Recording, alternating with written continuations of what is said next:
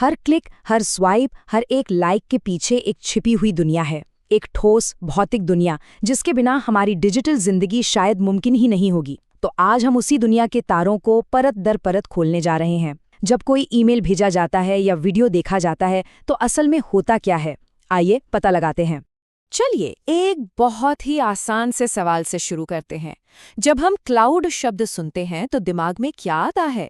शायद कुछ हल्का फुल्का, हवा में तैरता हुआ अदृश्य सा।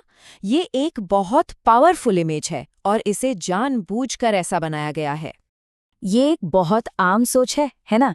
कि सब कुछ जैसे किसी जादू से वायरलेस हो गया है, जो हमारे चारों ओर हवा में तैर रहा है। लेकिन अगर हम कहें कि हकीकत इससे कहीं ज्यादा ठोस और जमीनी है तो चलिए इस भ्रम को तोड़ते हैं। यह हमारी डिजिटल दुनिया की कल्पना है, जिसे वाईफाई और क्लाउड जैसे शब्द बढ़ावा देते हैं ताकि सब कुछ तार रहित और एकदम आसान महसूस हो। ये शब्द हमारे दिमाग में एक ऐसी तस्वीर बनाते हैं जो भारहीन है, अमूर्त है, जैसे कि हमारा डेटा सच में ऊपर बादलों में जमा हो रहा हो। लेकिन अब वक्त है पर्दे के पीछे झांकने का और इस भ्रम की हकीकत जानने का। तो अब सच्चाई का सामना करने का समय है। इंटरनेट तरंगों से नहीं बल्कि तारों से बना है।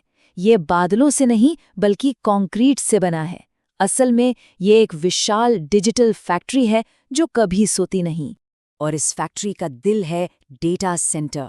ये कोई बादल नहीं है, ये एक असली भौतिक इमारत है जिसके अंदर हजारों कंप्यूटर सर्वरों की कतारें हैं जो हमारी हर तस्वीर, हर ईमेल और हर फाइल को संभाल कर रखती हैं।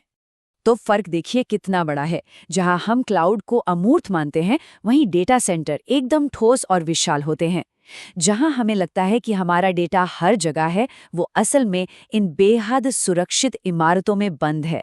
और जिसे हम जादुई और वायरलेस समझते हैं, वो असल में तारों का एक बहुत बड़ा मैकेनिकल जाल है। लेकिन कहानी यहीं खत्म नहीं होती। डेटा सेंटर कहानी का सिर्फ एक हिस्सा है। उन्हें एक दूसरे से और हम सभी से जुड़ना होता है। और यहीं पर ये मशीन असल में वैश्विक हो जाती है, जो हमारी पृथ्वी के लिए एक विशाल नर्वस सिस्टम की तरह काम करती है। जरा इस संख्या पर गौर कीजिए, 14 लाख किलोमीटर। ये दुनिया भर के महासागरों के तल पर बिछी फाइबर ऑप्टिक केबल्स की लंबाई है। ये धरती से चांद की दूरी के 3 गुना से भी ज्यादा है और दुनिया का 99% अंतर्राष्ट्रीय डेटा इन्हीं केबल से होकर गुजरता है। और मजे की बात यह है कि दुनिया को फिजिकली जोड़ने का ये आइडिया कोई नया नहीं है। इसकी शुरुआत 1858 में पहली टेलीग्राफ केबल के साथ हुई थी।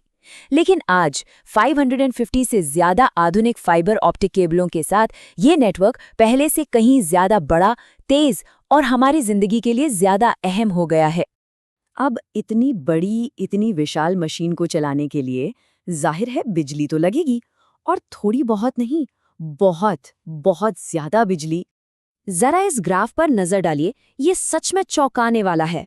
दुनिया के सारे डेटा सेंटर्स मिलकर पूरी की पूरी एविएशन इंडस्ट्री यानी विमानन उद्योग से ज्यादा बिजली की खपत करते हैं। ये इंटरनेट को चालू रखने की एक विशाल छिपी हुई कीमत है। लेकिन ये विशाल मशीन अपने आप नहीं चलती। इसके पीछे एक मानवीय धड़कन है। इसके पीछे हैं हजारों लोग जिनका कौशल और पसीना इस भौतिक इंटरनेट को बनाता है, इसे स्थापित करता है और इसका रखरखाव करता है। ये बात इस काम की मुश्किल को कितनी खूबसूरती से बयां करती है। कल्पना कीजिए, हजारों किलोमीटर तक समुद्र के तल पर एक पाइप बिछाना, जहां गलती की गुंजाइश लगभग शून्य है। ये सच में इंजीनियरिंग का एक हैरत अंगेज कारनामा है। ये प्रोसेस अविश्वसनीय रूप से जटिल है। महीनों तक समुद्री तल का नक्शा बनाने से लेकर केबल को समुद्र की सतह में सुरक्षित रूप से दफनाने के लिए विशेष हलों का इस्तेमाल करने तक हर कदम पर बहुत ज़्यादा सटीकता की ज़रूरत होती है। और ये काम कभी खत्म नहीं होता। लगातार रखरखाव और मरम्मत चलती रहती है। तो अब हम इंटरनेट को एक बिल्कुल नए नज़रिए से देख सकते हैं, है ना? ये कोई हवा में तैरता बादल नहीं, बल्कि हमारी दुनिया का एक फिजिकल जुड़वा है। एक ठोस, वास्तविक बुनियादी ढांचा जो हमारी डिजिटल जिंदगी को संभव बनाता है। तो अगली बार जब कोई ऑनलाइन आए तो बस ये याद रखिएगा, एक भौतिक मशीन का इस्तेमाल हो रहा है जो डेटा सेंटरों और केबलों से बनी है, जो भारी मात्रा में ऊर्जा की खपत करती है और जिसे दुनिया भर के कुशल लोग संभालते हैं। अगली बार जब कोई संदेश भेजा जाए या कोई फोटो अपलोड हो, तो याद रखें, उस एक क्लिक से इस विशाल वैश्विक मशीन में एक भौतिक प्रतिक्रिया शुरू होती है। एक सर्वर एक्टिवेट होता है, डेटा केबलों से होकर गुजरता है और ऊर्जा की खपत होती है। और यहीं पर आकर हम भविष्य के एक बहुत बड़े सवाल पर खड़े हो जाते हैं। जैसे जैसे हमारी डिजिटल दुनिया बढ़ रही है, उसकी भौतिक ज़रूरतें भी बढ़ रही हैं। हम इस लगातार बढ़ती मशीन को स्थायी रूप से ऊर्जा कैसे देंगे? ये एक ऐसा सवाल है जिसका जवाब हम सबको मिलकर खोजना होगा।